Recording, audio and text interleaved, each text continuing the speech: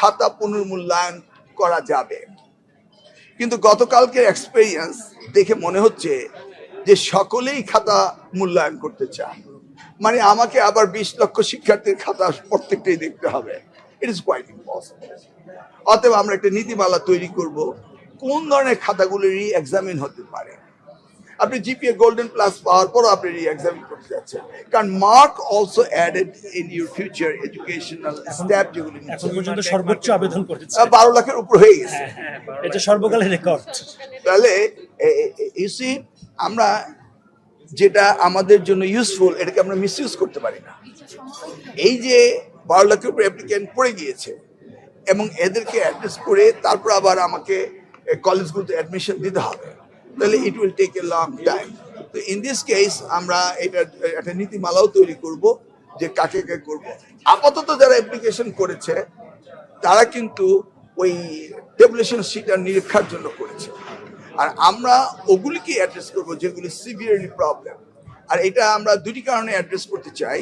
সেটি হচ্ছে যে আমরা এক্সামিনার যারা আছে তাদের সম্পর্কে আমাদের একটা ধারণা হবে, আর দে কোয়ালিফাইড, তারা কি ঠিক মতো খাতা দেখছে কিনা, আন্ডার মার্কিং করছে কিনা, ওভার মার্কিং করছে কিনা, তাদেরকে অ্যাড্রেস করতে হবে এবং তাদেরকে ট্রেনিং এর ব্যবস্থা করতে হবে। বললেই হবে না, ট্রেনিং এর ব্যবস্থা করতে হবে।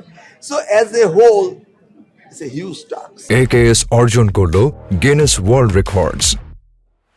AKS আমাদের 3টা ভাষাকে আমরা অ্যাড্রেস করছি মানে রেগুলারলি, অ্যান্ড ফার্দার মোর আরও আমরা, কারণ যত বেশি ভাষা শিখবো তত বেশি আমাদের বিশ্বের দুয়ার খুলে যাবে।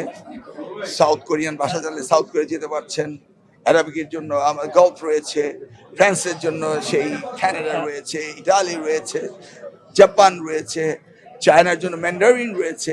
কারণ আমাদের তো এক্সপোর্টেবল আইটেম হচ্ছে আমাদের জনগণ। বহুবিধ ভাষা শিক্ষার জন্য মাননীয় প্রধানমন্ত্রী ইন্টারেস্টেড। আত্মতৃপ্তি পাওয়ার সময় তখনই আসবে যখন এর ফলাফল আমরা ভোগ করতে পারবো। কাজ করে যাচ্ছি, কাজ করতে হবে, করব, এবং জনগণ সেই রায় দিবে কতটা তুষ্ট জনগণ হয়েছে।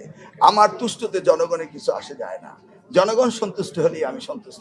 প্রতি 10 জন স্টুডেন্টের মধ্যে 8 জনই হচ্ছে বিদেশ যায় উচ্চশিক্ষার জন্য, কিন্তু তারা হচ্ছে বিদেশ গেলে আর ফেরত আসতে চায় না উচ্চশিক্ষা মানে গ্রহণ শেষে।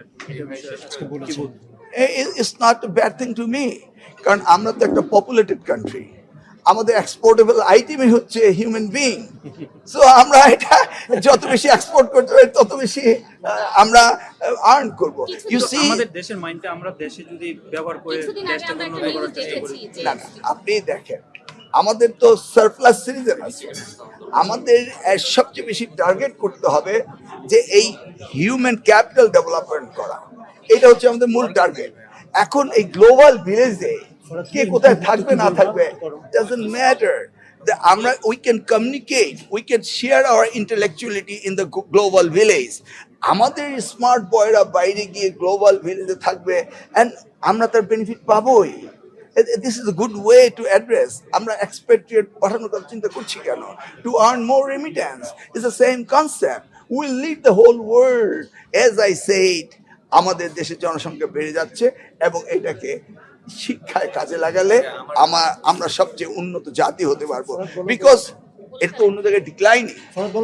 আমার প্রশ্ন হচ্ছে যে আপনি বললেন আজকালের মধ্যে হচ্ছে বেসরকারি শিক্ষকদের বদলিটা শুরু করবেন, এমপিভুক্ত নয়, পাবলিক স্কুল কলেজ মাদ্রাসার টিচার ট্রান্সফার যেটা আটকে আছে গত 20 বছর ধরে। স্বচ্ছতা কিভাবে নিশ্চিত করবেন?